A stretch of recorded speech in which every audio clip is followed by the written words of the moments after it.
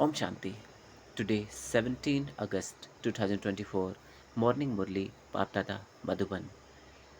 Essence: sweet children, do not have love for the perishable bodies, but have love for the imperishable Father, and you will become liberated from crying.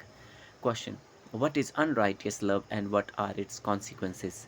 Answer: to have attachment to perishable bodies is to have unrighteous love. Those who have attachment to perishable things cry. There is crying because of body consciousness. In the golden age, all are soul conscious, and there is therefore no question of crying. Those who cry up end up losing everything. The imperishable children of the imperishable Father now receive those teachings. Become soul conscious, and you will be liberated from crying. Om Shanti. Only you children know that souls are imperishable and that the Father is also imperishable. So, whom should you love? Imperishable souls, it is only imperishable ones that should be loved. One should not love perishable bodies. The whole world is perishable. Everything is perishable. This body is also perishable, whereas the soul is imperishable. Love for a soul is imperishable. A soul never dies. This is said to be righteous. The Father says, you have become unrighteous. In fact, imperishable ones should have love for the imperishable one. You have love for perishable bodies, and this is why you end up crying. You don't have love for imperishable souls. Because of having love for the perishable, you have to cry. You now consider yourself to be imperishable souls, and so there is no question of crying because you are soul conscious. So the Father is now making you children soul conscious. By being body conscious, you end up crying. You cry over perishable bodies. You understand that souls never die. The Father says, consider yourselves to be souls. So you are imperishable souls, imperishable children of imperishable Father. You don't need to cry. A soul sheds a body and goes and plays another part. This is a play. Why do you have attachment to a body? Break your intellect's yoga away from your body, and it is all relationships, and consider yourself to be an imperishable soul. Souls never die. It is also remembered those who cry lose out. By becoming soul conscious, you will become worthy. So the Father comes and makes you soul conscious from body conscious. He says, how is it that you have forgotten everything you have had to cry for birth after birth? You are now being given teachings to become soul conscious once again. Then you will never cry.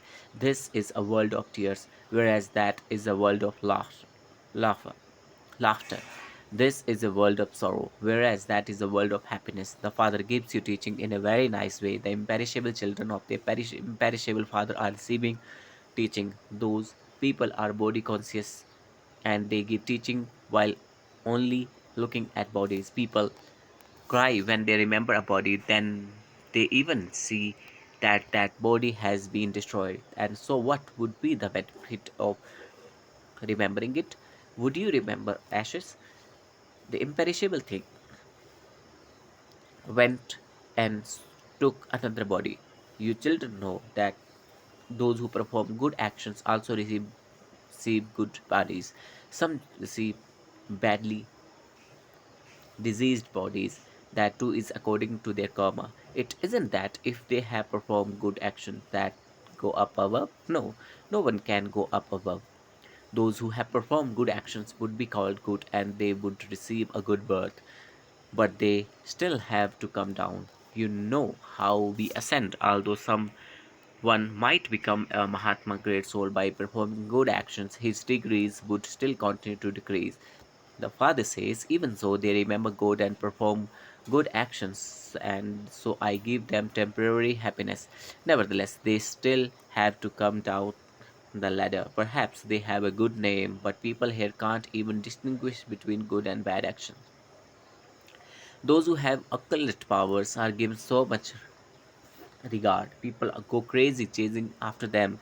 All of that is ignorance. For instance, someone makes donations and perform charity indirectly or builds a dharmshala or a hospital, so he would surely receive the return of that in his next birth.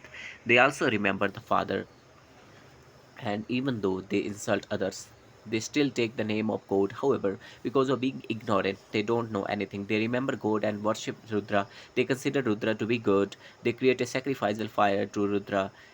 They worship Shiva or Rudra. The Father says, people worship me, but look at what they create and what they all do out of senselessness. There are as many gurus for human beings as there are human beings. When new leaves and branches emerge on a tree, they look so beautiful. Because of being Satoguni, they are praised. The Father says this is a world of those who have love for perishable things. Some have so much love, and it is as though they go crazy out of attachment. Even important businessmen go crazy out of attachment because women don't have this knowledge. When they become widows, they cry so much in remembrance of those perishable bodies. You now consider yourselves to be soul, and you look at others as soul, and so there isn't the slightest sorrow. A study is said to be a source of income. There is an aim and objective in studying. However, that is for one birth. They receive a salary from the government, they study and then do business only. Then do they receive money? Here, this is something new. How do you feel your appearance with the imperishable jewels of this knowledge? The soul understand that Baba is giving us imperishable treasure of this knowledge God is teaching you, and so he would surely make you into gods and goddesses. However, it is in fact wrong to consider Lakshmi and Narayan to be god and goddesses. You children now know that when we become body conscious, our intellects become so degraded, and it is as though our intellects become like animal intellects. They take care of animals so well.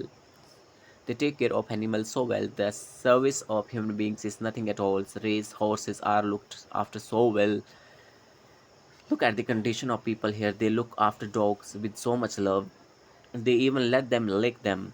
They even let animal go to sleep with them. Look what the condition of the world has become. This business does not exist. There is the golden age. So the father says, children, Maya Ravan has made you unrighteous. This is unrighteous kingdom. People are unrighteous, and so the whole world become unrighteous. Look how much difference there is. Even the righteous world and this is unrighteous world. Look at the condition of the iron age. I am establishing heaven, and so Maya also shows you her heaven. She tempts you. There is so much artificial wealth. They believe that they are sitting in heaven here. They are not such tall buildings of 100 stories in heaven. Look how they decorate the buildings. They are not even 2 stories building there. There are very few people there. There, they would. What would you do with so much land here? People fight and quarrel so much over land. There, all the land belongs to you. There is the difference of day and night. Those are worldly fathers, and this one is far-looking father. But does the far-looking father not give you children? You have been performing devotion for half a cycle. The father tells you clearly you don't receive liberation by doing that. That is, you cannot meet me through that. You meet me in the land of liberation. I reside in the land of liberation, and you too reside in the land of liberation. You then go to heaven from there. I am not there in heaven. This too is in the drama. It will then repeat identically. You will then forget this knowledge. It will disappear. How could there be this knowledge of the Gita until the confluence age comes? All the scriptures, etc., that exist are scripture of the path of devotion. You are now listening to this knowledge. I am the seed, the ocean of knowledge. I don't allow you to do anything, not even to fall at my feet. Whose feet would you fall at? Shiv Baba doesn't have feet. That would be falling at the feet of Brahma. I am your slave. He is said to be incorporeal and egoless. However, it is only when he comes here to act that he is said to be egoless. The Father gives you a lot of this knowledge. This is the donation of the imperishable wells of knowledge. It is then up to you as to how much you take. Continue to take the imperishable wells of knowledge and then donate them to others. It is said of these jewels, each well is worth hundreds of thousands. It is only the one Father who gives you multi-millions at every step. You have to pay a lot of attention to you have to pay a lot of attention to doing service. Your steps are off the pilgrimage of remembrance. You become immortal through that. There is no fear of dying. You shed a body and take another. You have heard the story of king who conquered attachment. The father sits here and explains to you. The father is now making you become like that. This refers to the present time. People celebrate the Raksha Bandhan festival. That is a symbol of what time? When did God say become pure? How? What do people know of when the old world exists and when the new world exists. No one knows. They definitely say that it is now the iron age. They say that it was the golden age. What that is not that now. They also believe in rebirth. They speak of 8.4 million births, and so they definitely means rebirth. Everyone remembers the incorporeal father. He is the father of all souls. He alone comes and explains to you there are many physical fathers. Even animals are fathers of their children. You would not say of that one that he is the father of animals. In the golden age, there is no rubbish, as are human beings, so is their furniture. They, their even birds, etc., are first class and beautiful. Everything there is very good. The fruit there is so sweet and large. Where does all of that go? The sweetness is removed, and there is bitterness instead. When you become third class, everything else also becomes third class. The golden age is first class, and so everything you receive there is first class. In the iron age, everything is third class. Everything goes through the stages of sattva, rajo, and tamo. There is no pleasure here. Souls are tamo pradhan, and so the bodies too are tamo pradhan. You children now have this knowledge. There is the difference of day and night between that time and the present. The Father is making you so elevated. The more you remember Him, the more you will receive both health and wealth. What else do you need if you don't have either of two? There won't be happiness. For instance, if you have health but no wealth, of what use it's that? It is remembered. If you have money, go and tour around. Children understand that Bharat was golden sparrow. The golden sparrow. Where is the gold now? Gold, silver, and copper have gone, and now there is nothing but paper. People would you get money from if the paper were to flow away in the water. Gold is very heavy. It would remain where it is. Even fire cannot burn gold. So here, everything causes sorrow. None of these things exist there. There is a limitless sorrow here at this time. The Father comes when there is limitless sorrow. Tomorrow there will be limitless happiness. Baba comes and teaches you every cycle. This is not anything new. You should remain happy. You have nothing but happiness. This is state of final period. Ask the gopis and gopis about super sensuous joy at the end. You will understand everything very well. Only the Father tells you what real peace is. You claim the inheritance of peace and from Father.